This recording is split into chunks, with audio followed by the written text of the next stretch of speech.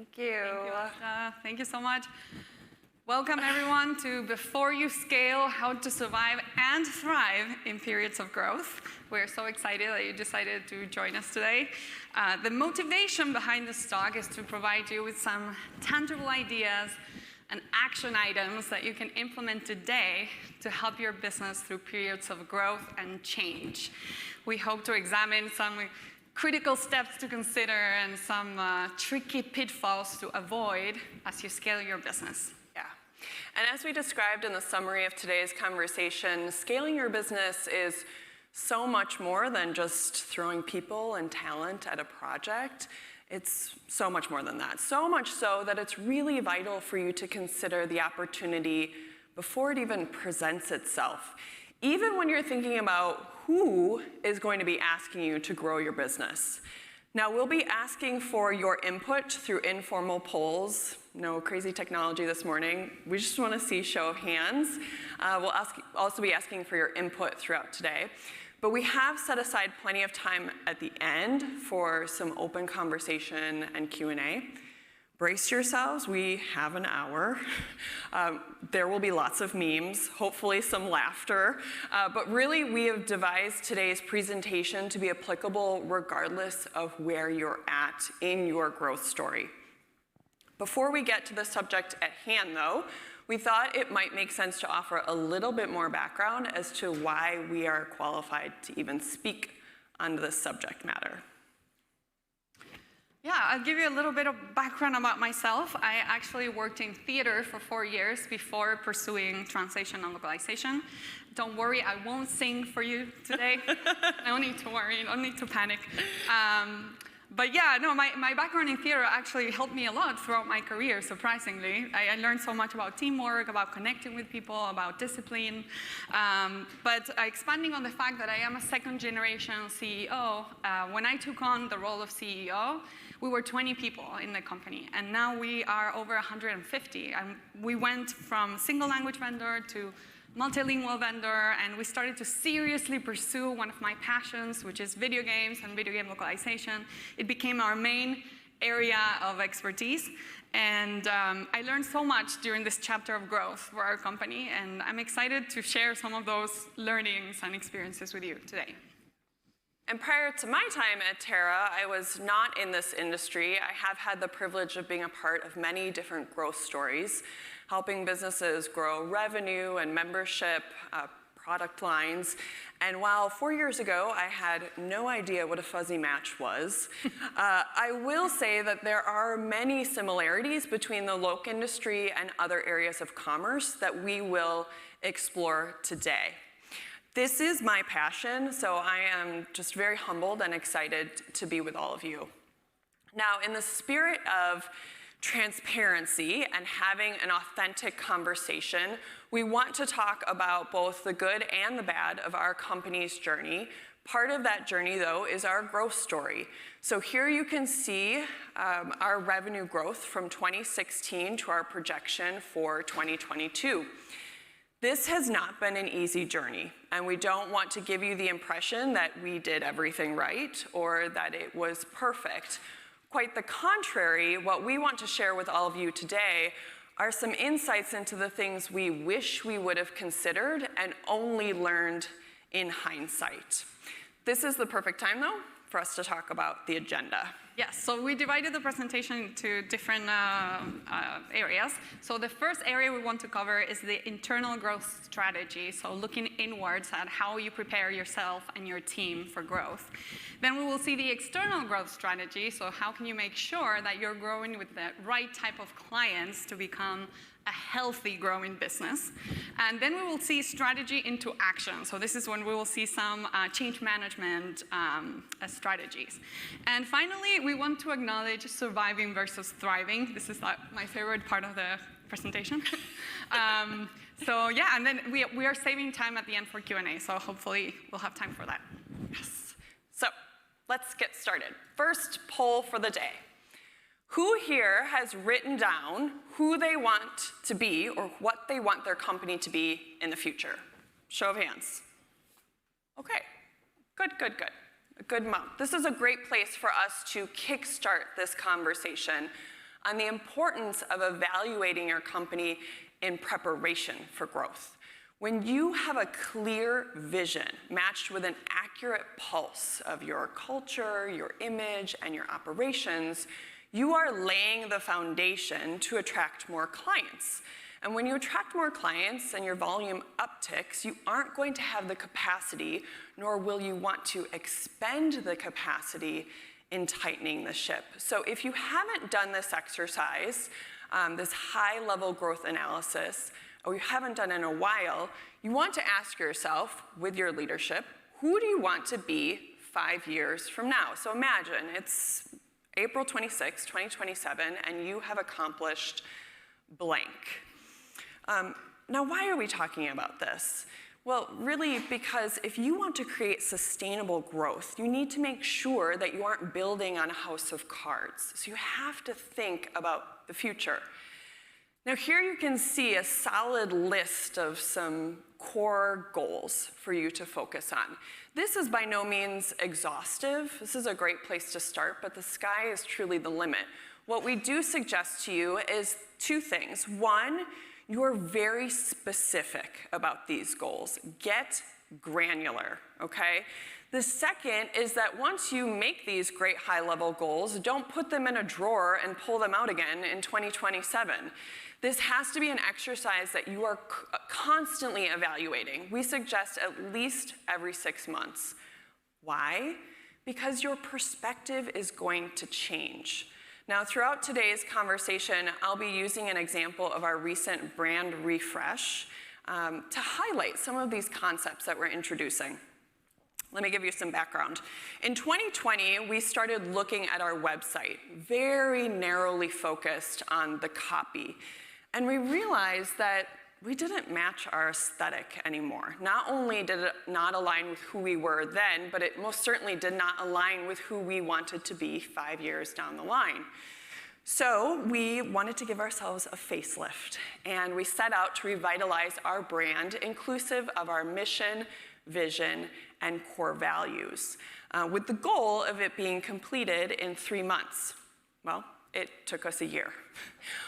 Why did it take us a year? Well, because smaller projects started to crop up, bigger questions. So how were we maximizing our SEO? Where was our commercial team focusing their efforts?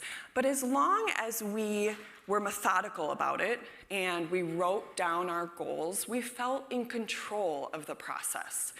Let me reiterate that part. Write your goals down. The brains at Harvard have told us that people who write their goals down are 3 times more likely to achieve them than people who do not. So once you have this high-level plan in place, next it's time to look at what we call your ground strategy. So the efficiency and efficacy of your operations. Next poll question. Who here has been in a room with a client or a potential client and they have asked you, are you prepared to scale your operations? How many of you have said no to that question? Okay, 1 person, good job. This is a really hard question, right? Especially for a business owner and a commercial team member. You are working so hard to win this business or maintain it. You don't want to do anything to jeopardize it. So in my experience across many different industries, whether you're ready or not, you say yes, and then you figure it out, right? Okay, so you win the client. Volume starts to tick up. Content gets a little bit more complex. Deadlines are getting shorter. All of a sudden, query sheet management is out of control. Quality starts to go down, and the client starts to complain. The train is going off the tracks, and I'm sweating just thinking about it, right? So how do you help your team weather this storm of rapid growth and create this sustainable situation? I suggest that you do your best to move from a reactive response to a proactive approach by evaluating individually the different areas of your company and how an influx of work would impact them. right? This checklist here was very much born from the areas where we experienced a significant learning curve or places we wish we would have thought more critically beforehand. These are the areas where real risk of rapid growth is going to surface, okay? So audit yourself. Think, you've won unicorn client X. How are they going to impact these different areas? And then experiment with different volume levels, different types of content, different service offerings. I could most definitely do a presentation, I think, on every single one of these, especially cash flow, because I'm a finance nerd. But I want to talk specifically about recruitment. So what about those instances when you have a big project or you have a client who wants to get on board quickly, but you just don't have the people to do it? How do you recruit quickly? First, if you can, have a dedicated vendor management team or person. This is labor-intensive work. So the fewer hats someone can wear, the better. Next, develop a very specific profile of who you are looking for. Now is not the time for you to cast the wide net and send thousands of emails that say, "Dear talent, dear linguist," because probably the people who you're looking for aren't going to respond to those emails, and then you're going to have to spend time going through the responses. So make sure you're laser focused on who you want. Next, think outside the box. Where do these people hang out? What social media platforms are they on? What are their interests? What is that institution or university where they're getting that specialized training that you need? Go to them. Use your network, right? This is going to help you in two different ways. You can offload some of your work to very talented and knowledgeable people, but also if you get a successful referral from someone who you really trust, it's going to cut the vetting process significantly. One little nugget too that we suggest is using successful referral incentives, so gift cards or some type of little treasure to inspire people and motivate them to help you out. Finally, ditch what isn't working. So if you are trying something and you're not getting results, now is not the time to hope that it's going to gain traction. Pivot and change your strategy. Now, once you've moved through your checklist, it's time to continue thinking critically. So think about all of the risks. I like to call this the break the project or break the company exercise. What are all the different things that could go wrong? I know that this can lean pessimistic. I like to think of it as cautious realism, but it's important for you to be proactive and think about what could potentially be catastrophic.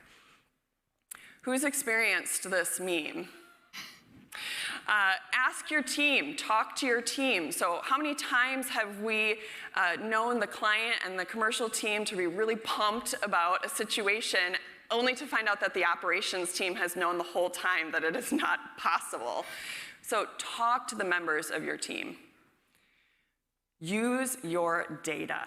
Data isn't just for QBRs, right? Data is there for you to forecast what it would be like to introduce a new challenging client. Look for bottlenecks. Think about what the constraints are within your system. And don't forget to ask for help. I don't know why people are so hesitant to ask for help. We can't be experts at everything, right? So I look at help two different ways. There's your network help, personal and professional, and then there's hired third-party help. Story time again. So when we started examining our website, I tapped into my personal network. My sister is a copywriter. So she looks at print and images all day long to sell. We asked her to look at our website and give us harsh feedback, and she did. She gave us expert feedback from someone in a different industry. It cost us nothing, but it then inspired us to make the significant investment of hiring a third party to help us with the brand refresh. Now, when should you utilize in-house help versus third-party help? Couple of things to consider. One, can a member of your team provide the exact same deliverable as an expert on the outside? A lot of times we like to think that they can, and sometimes they can, but again, sometimes it's worth it to really think about what added value that expert could give you. Think about the spend. What can a $10,000 spend in-house versus with a third party give me? And finally, if Renato is in the audience, I know he'd appreciate this. Sometimes you can't be unbiased enough to critically evaluate your company. We're very close to this work. It's very personal to us. So sometimes it pays to have someone from the outside come in and tell you like it really is. Now, once you have evaluated these areas of weakness within your company, it's time to start attacking them in the form of projects. We suggest you approach these like you do home improvements. So 1 or 2 really big projects a year, and then a handful of smaller projects. And just like with your house, if it is not helping you to maintain or increase the value of your business, you should not be doing it. So now you have your high-level internal strategy, you have your ground-level internal strategy. It's time to start thinking about your external growth strategy. So who are your clients? And more importantly, who do you want your clients to be? Thank you. Yes. So show of hands here. Do you offer the same level of service to all your clients? No hands up. Yeah. Wow, impressed. Yeah. Nice. So, well, this leads us to talk about the external growth strategy. So growth seems to be the goal for most businesses, and it comes to no surprise because growth is an indicator of a healthy business. Without continued growth, operations will stagnate, and this can result in lower quality standards, lower employee morale, a host of other issues. But growth, and should I say revenue growth, is not the only indicator of a healthy business. We can all agree that a company that is growing, but that is struggling to make profit, or that has a toxic culture, are not good indicators. So in this part of the presentation, we will talk about the external growth strategy, how to grow with the right clients. So the first aspect we'd like to cover is your client list. A mistake many small to medium-sized businesses make is thinking that any client who wants to do business with us is a client that we want to keep. Why would we say no to a client? I mean, especially if we are a small team trying to grow, right? At first, we welcomed anyone and everyone who wanted to do business with us. Are you an LSP looking for help in a particular language? You're welcome to work with us. Are you a startup with an app that needs localization for different markets? Come on in. Are you an individual with a birth certificate that needs translation into Italian? You're welcome to work with us. But this approach of really welcoming any kind of client actually hurt our business. These are very different clients with very different needs, and we weren't nurturing the right clients. Are any of you familiar with the pumpkin plan concept by Mike McCallowitz? No one? Oh, surprise. Okay. Yeah, if you haven't read this book, I highly recommend you get a copy. It's called The Pumpkin Plan. And the theory of the pumpkin plan says that in order for farmers to grow really big, really impressive pumpkins, they must focus all of their energy and efforts in growing those big pumpkins, getting rid of all the other smaller pumpkins so that all the nutrition of the soil, all of the water, the care goes to the big, promising pumpkins. And the analogy with business is that you should focus all your energy in your VIP clients. VIP clients can be defined as clients who are well-paying, who are aligned with your culture, so they're nice to do business with, and who are the most profitable. The theory says that you should focus all your efforts in nurturing these VIP clients and part ways with every other client. I know it sounds like kind of like a drastic strategy, right? But it's one that we actually applied to our company with great success.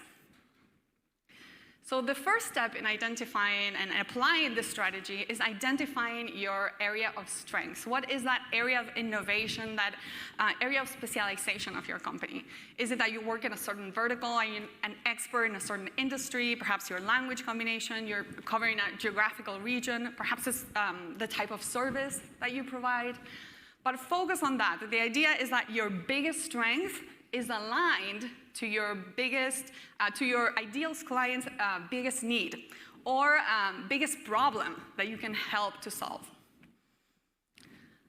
We encourage you to make a chart with all your clients and categorize them in pay fast, repeat revenue, revenue potential, and communication. A being the best and F being the least preferred. So for example, here we see client C and client B are the best clients. Client D would be the least preferred client. And this is an amazing exercise to do with your team, by the way. But reorganize the sheet so that the top clients appear at the top of your chart. The other aspect that we suggest that you evaluate is what Mike in his book calls the cringe factor. So how nice is the client to do business with? Do you dread every time that you receive an email from them? And is the client affecting the morale of your operations team? This is really important to know if the client is aligned with your company's culture, especially during periods of rapid, intense growth. Your most important asset is your team. And from our perspective, no client is worth it if it's causing low employee morale, a toxic culture, or employee attrition, right? But that was kind of heavy. So I actually want to show you guys some memes and see if you identify some of undesirable habits from clients that perhaps are not the best aligned. I'm intrigued to see if you recognize some of these clients or situations, like the client tells you, get up, the client wants to make more changes. Please let me die. Have you been part of one of these projects so demanding to the point of exhaustion, to the detriment of the whole team? Client who asks you to make incorrect changes to the translation, right? This is so painful, why? But I feel for these clients because usually they're incorrectly advised. The client expectations versus the client budget. Like clients who are always struggling with the budget and don't have realistic expectations with the budget that they have. And I will also add here clients who only care about price.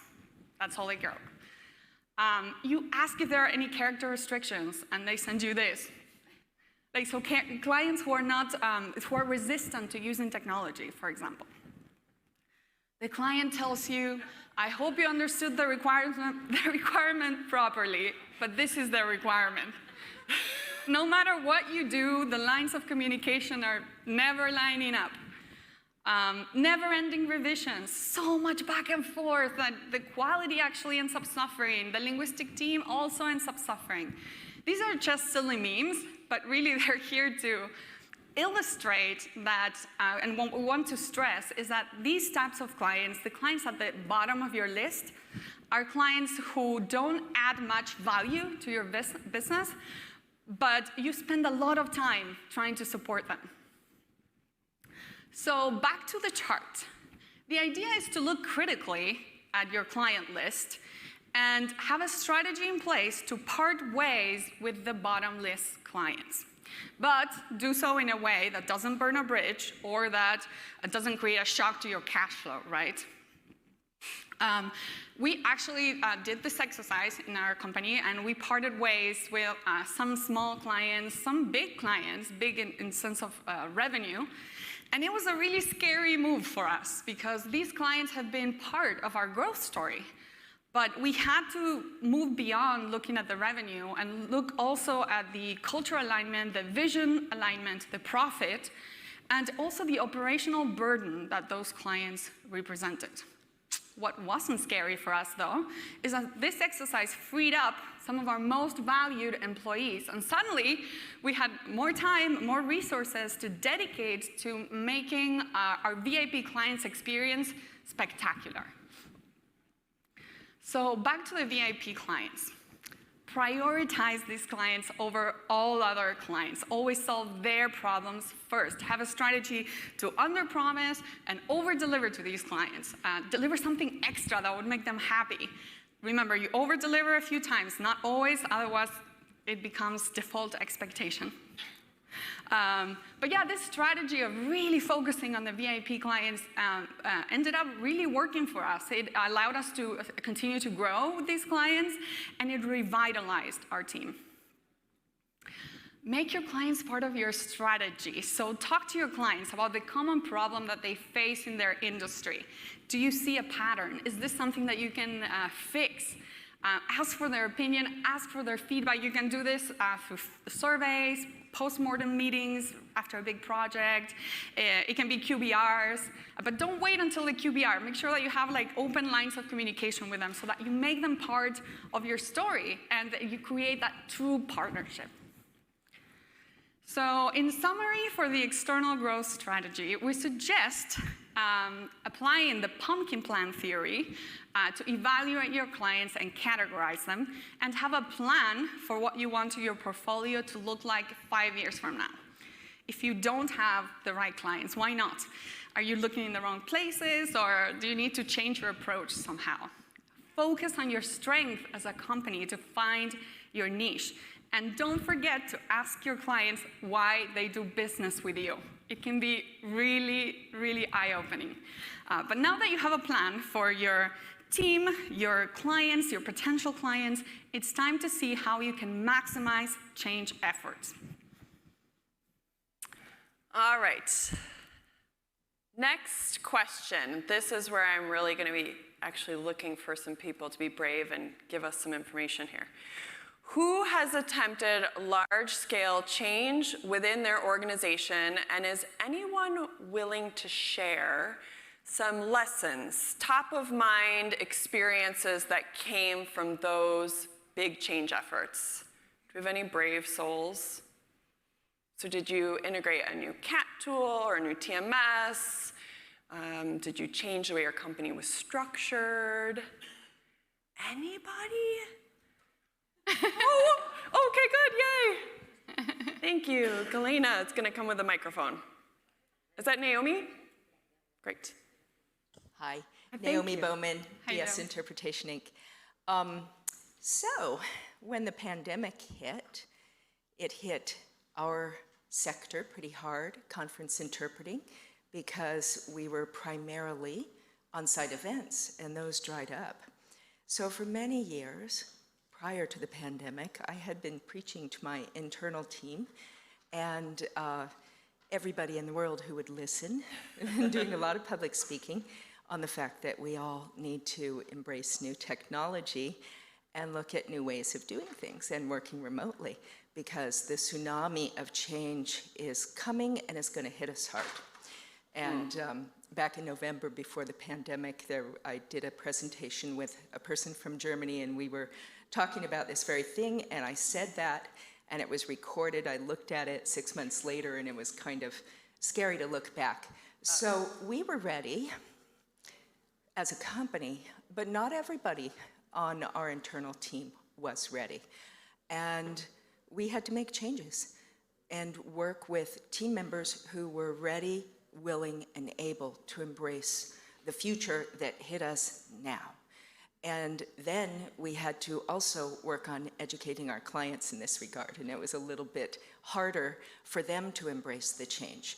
But when they were ready to embrace it, we were fully ready, because we had the right team in place that was future-oriented and embracing and open to new technology. That example is perfect. And it was hard to make that change. Yeah. It was very hard. Took Yep. a lot of courage to say, this isn't working. Yeah. No, change is hard. Thank you, Naomi. It's almost like I planted you there. Thank you. Yeah, change is hard. You know, this is where we want to talk about how you take these well-laid plans or foresight and put them into action. If only we had Morgan Freeman available to narrate the brutal process of change. But why is change management, it's such a buzz phrase right now, right? I think it gets a bad rap, but usually rightfully so. It's oftentimes something that people like to talk about a lot, but there's no constructive action. And why is that? I think this cartoon illustrates it very, very well, is we want the change, but the process of changing can be scary. Our friends at Harvard, again, have told us that the reason why, there are lots of reasons why, but some of them, a feeling of loss of control, the reality that we'll have more work on our plate after the change occurs, and the real life impact of reorgs and losing your job, right? So these are some things to consider when you're implementing change management in your company.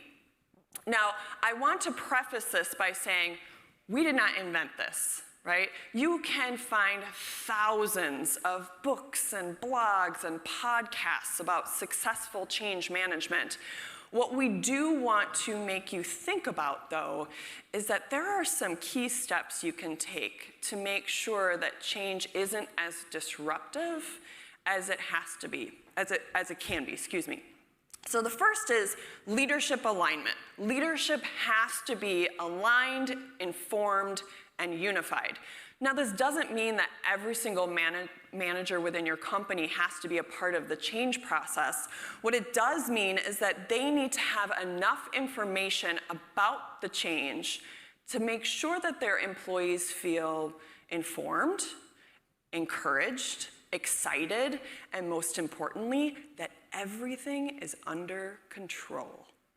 Uncertainty breeds uncertainty, so it is vital that your leadership team knows the who, what, when, where, and how about a project. Who are your key stakeholders within your organization?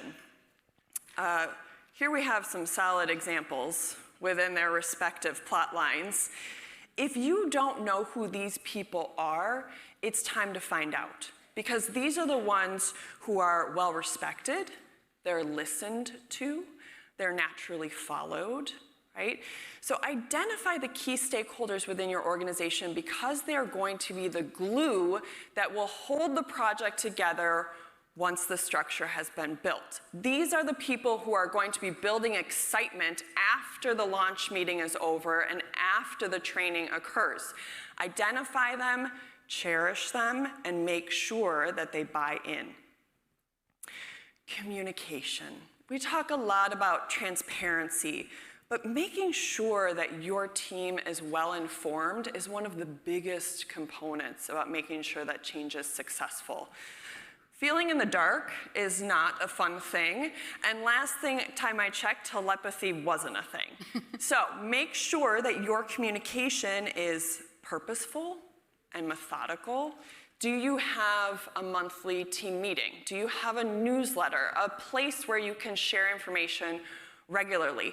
When our brand refresh was taking longer than anticipated, we were sure to share some exciting updates. So we'd present the new logo or the website mock-up, a color palette. What this did is it allowed our team to feel like they were a part of the change, but it also was there to reinforce that we were actually doing the thing that we said we were going to do. Think about how this change might impact your team and be prepared for a spectrum of emotions, right? If you're part of the team that's making the change, you're most likely excited about it, but not everyone is going to be. So have an open and receptive attitude to be flexible for how people are feeling. Training. We all need training all the time. Continuing education. Another nugget of don't do what we did. So when we launched the new brand, we were so thrilled. You know, this project we had worked so hard for. But then we realized that prior to the brand refresh, our brand was really fragmented and not well controlled, which made sense for our company at the time. We were small, we were scrappy. If we needed a new piece of collateral, we made it up, right? Well, now we had an established marketing department. We had this beautiful new brand architecture that we had made a significant investment to develop. We had to control it. So where did the files live? Who had access to them? Who could change them? And what did you do if you needed a new piece of collateral? Not only did we need to answer all of these questions, but then we had to train people on how to do it. Our tendency is to say, stop, do the opposite. I know I've wanted to do that, but that's not fair for your team. So it's really important for you to think about how training is going to reinforce this change. Finally, at the end of your project life cycle, you want to evaluate how this project has fundamentally changed your organization. This is when the real work starts.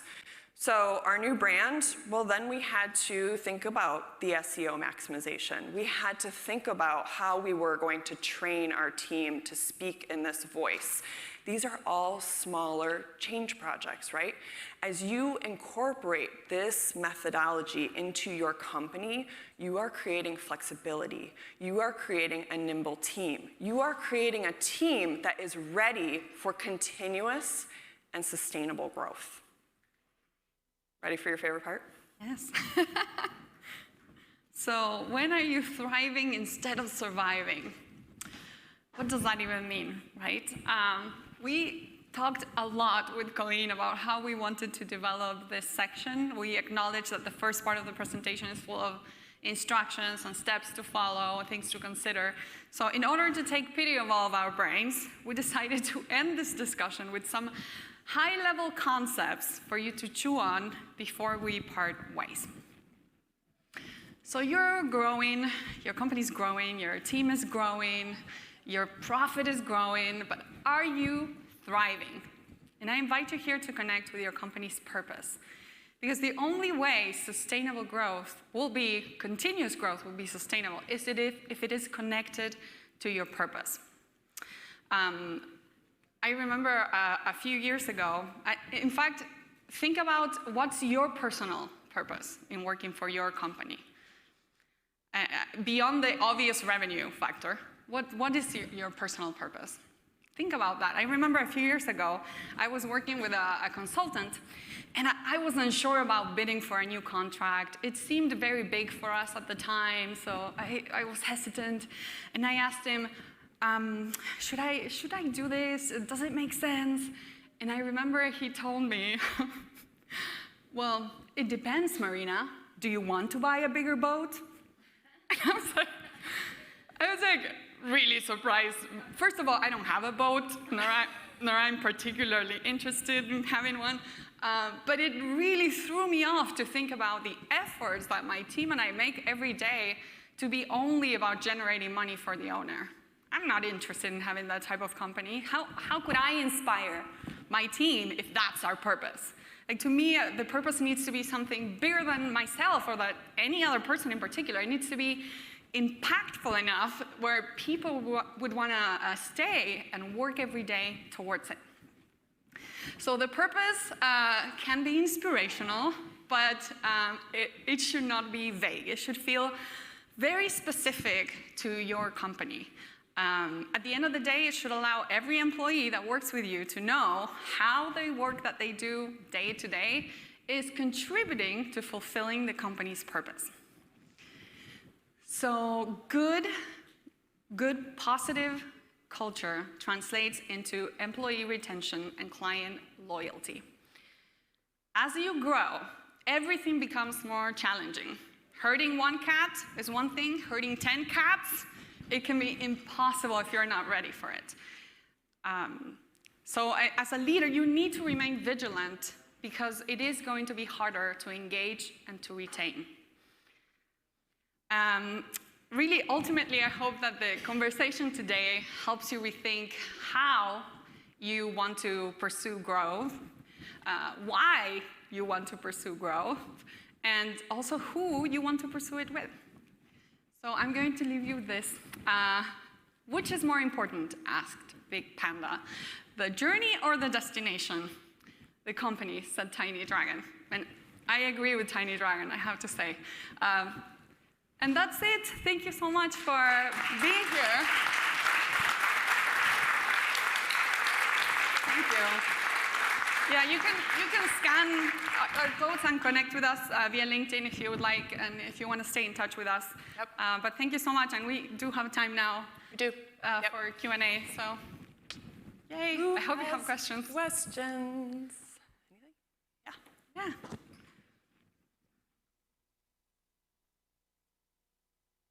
Yeah. Thank you so much. This was a really informative, really great talk, and I loved all the memes. I wanted to ask about, like, how do you start having those conversations with upper management about saying no to those not VIP clients and like starting to evaluate who is not serving your client's mission? Like, how do you bridge that gap between operations, where I think on the ground people know who is that cringe factor client, versus like when you have a management that is thinking mostly about, let's say yes to everyone? Yes, yes. That's hard. Yeah, that's hard because it becomes very emotional, right? Too. Some people are just like used to working with a certain client, even though it just doesn't make sense when you look at the big picture. So I think it's important to do the exercise of evaluating and sort of rating, and then categorize them in a way that it looks really clearly who is at the bottom and why.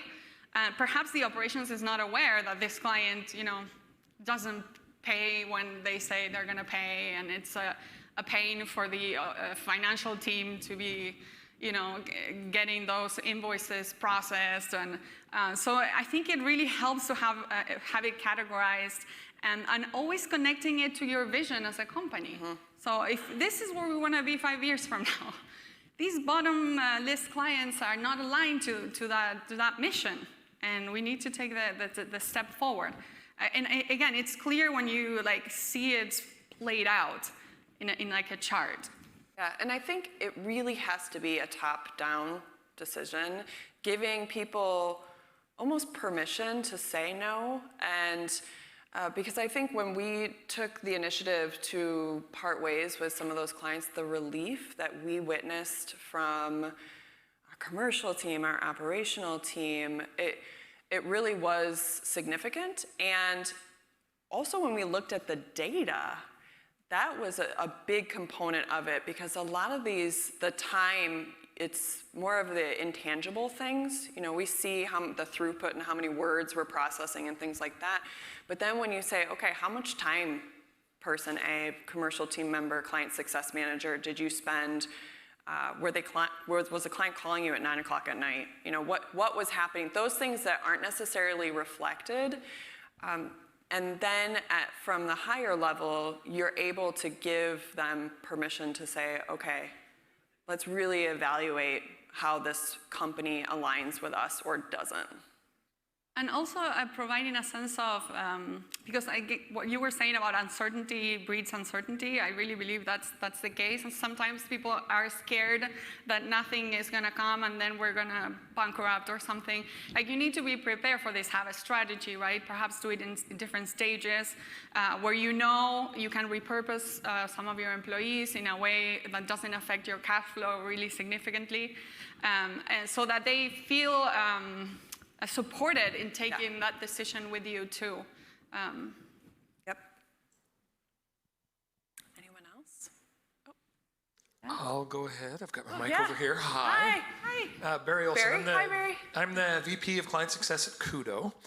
Thank you for a wonderfully informative presentation. I've got a whole lot of notes that I've taken. Thanks. One thing that I centered on that I'm curious to see if you have any tips or thoughts is, how do you take an awesome culture that has been developed in one team that is just, they're rocking it, they're just solid. How can you just perpetuate that and have it spread throughout the company? Yes. Any thoughts? Yes, we have a great tip. for this. We actually recommend the book Culture Renovation for like analyzing your own culture. It's by Kevin Oakes, that's the author. So analyzing your culture and implementing changes culturally in your company. It's a great book. And we experienced something like this where we had, because we have several teams within the organization and some had a more cohesive culture than others. And there was an instance where we broke up one team and sort of shook things up, because sometimes you can only do so many trainings and empower people so much before you just have to start combining different personalities. And for us, that's the decision that we had to make, to have pods of people who we knew were going to perpetuate that positive culture. But what I will say is it is infrequent, because we try and do a lot of legwork on the front end to make sure that as we hire those people, they align with that culture coming in, because it's really hard to fix a culture once it's in the company prior to coming in. Does that help? Okay. So one more question from this table. So I'm Cora Lindahl from Argos Multilingual. Hi, how are you? Hi. Hi. Great presentation. Thank you very much. So I was thinking a little bit, if I remember correctly, the numbers, I think it was 1.6 and going close to 9 this Yes. year. So what tends to happen when an organization grows is that, like when you start out really small, everyone is in one room, everyone hears everything. There's no need for any meetings or anything, because you know everything. Yeah. But as you grow, departments are formed, and then suddenly people that used to be responsible for these 3 areas lose 2 of them, and they end up with perhaps 1. And sometimes people just can't actually grow. They were great when we were this size, but they didn't actually grow, and then you need to get someone else in, or you need to promote perhaps someone who used to be a junior. Have you had any situations like that you could comment on? Yeah, I mean, one thing especially I will say is that employee mobility piece, Culture Renovation, that book by Kevin Oakes, he talks a lot about the importance of promoting employee mobility. And I think that hump of moving from a really small company to a mid-sized company is where that becomes important, because those boots on the ground, grassroots effort, people who are with you when you're a scrappy business are the ones you're going to want to be perpetuating the culture that helped you start growing in the first place. So I would say that the biggest risk that I will say we've experienced is that communication piece. And we've talked about this. The hardest piece. Openly, yes. That when you are in the room all the time, and everyone was in the room, you forget when people start leaving the room. And so you forget to equally inform people across the board. And so what I would say is creating that open forum, structured moment. And Cecilia and Renato talked about it yesterday too, those regular pulse meetings where people are hearing exactly what's happening within the organization, and you're still connecting with people. It's not through an email or through a chat or things like that. That has been our biggest success moment of being able to broadcast communication evenly and bridge that hump of adding more people to the story. Yeah, definitely have a good strategy. We're a virtual company also. Yeah. So communication is like, we invest a lot in communication, company communication constantly, through internal newsletters, internal meetings, informal meetings, an annual meeting also that we do in person, things of that nature that really help cross-team communication, and it's really, you have to put a lot of effort, I would say, in that and invest in it. Yeah. We have a question from a virtual attendee. They ask, how do you grow your sales, or how do you fuel your sales pipeline? Well, for us, it really changed through time, I have to say. At first, we didn't even have a sales team, so to say. It was my mom. My mom was the salesperson. Yeah, as we grew, we started to see the importance of having a very trained sales team. For us, it's really important that the strengths that what I was talking earlier, that area of innovation, your area of strength, your niche, that people are real specialists in that area.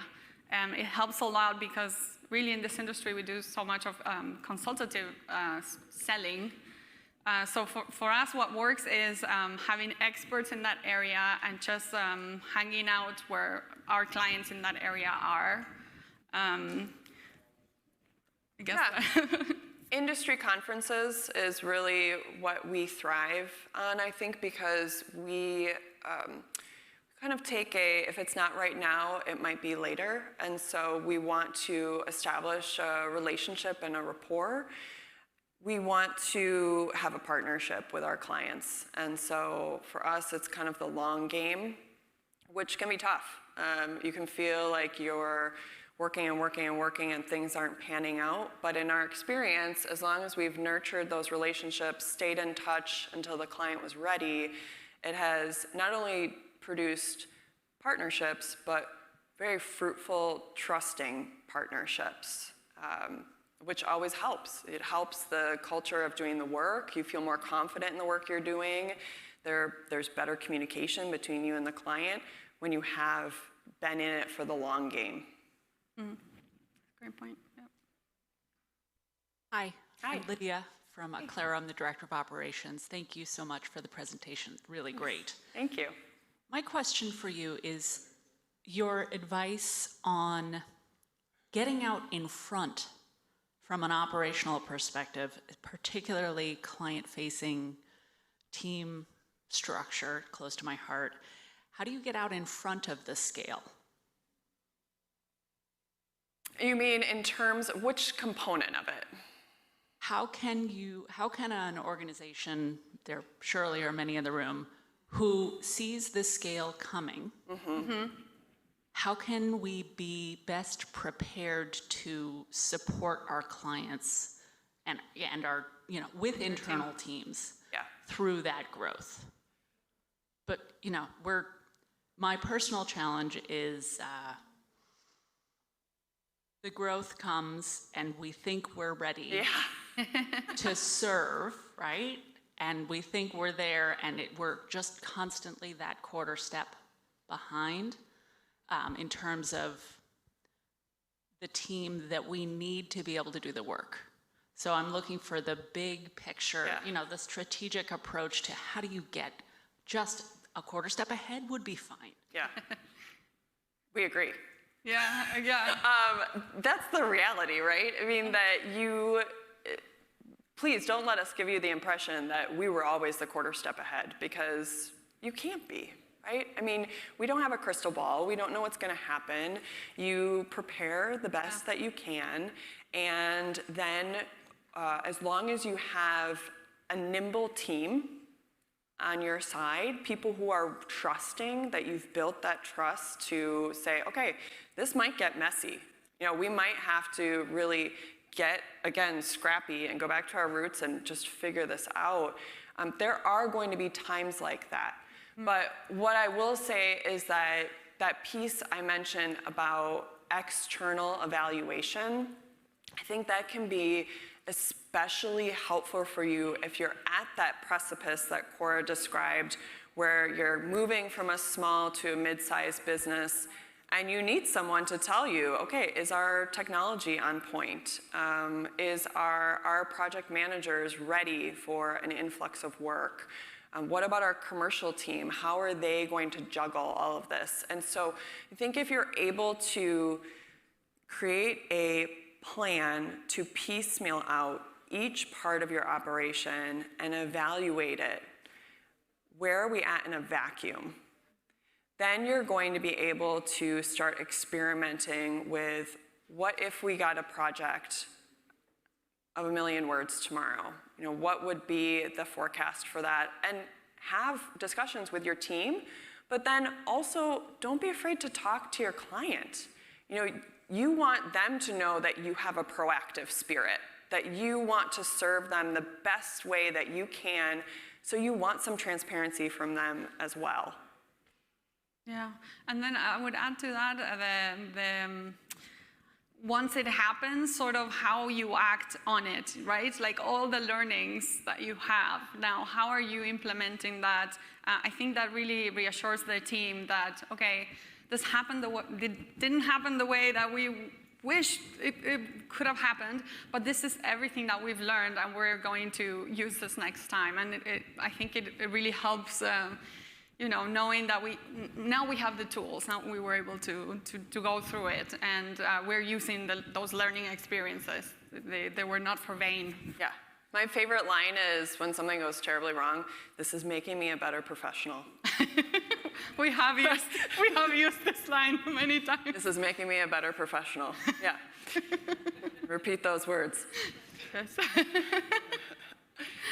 Anyone else? We've got 3 minutes left. Oh, No? No. I wanted to ask one question. Because you mentioned that then hiring people, you try to align their values with values of your company. Yes. But I think it can happen that even if you evaluate people very well and but you introduce some changes. I don't think all people buy in the same way, and they can resist. Yeah. What do? You can't manage somebody like you would love. Yeah. No, first of all, I would say, prepare beforehand. Like we have a great HR department, so interview them really well, the candidates, run some tests, like we do some like cognitive tests to know like how that person's modus operandi is, so if it would go well with that role. And then in terms of cultural alignment, we have, each team has like their own map, so that we know like personality-wise if the team makes sense. So that is really helpful, but then when it happens that, you know, they are not a good match and they're sort of resistant, fortunately we haven't had that happen a lot, but it has happened. I think it's important that the middle management, like the leaders, the team leaders that are the ones carrying on the team, sort of make that decision of maybe moving that person to a different team, providing a plan for trying to develop those skills with them, and then if it doesn't work out, part ways eventually. The truth. Yeah. Great. Well, thank you very much. Thank you very much. Thank you.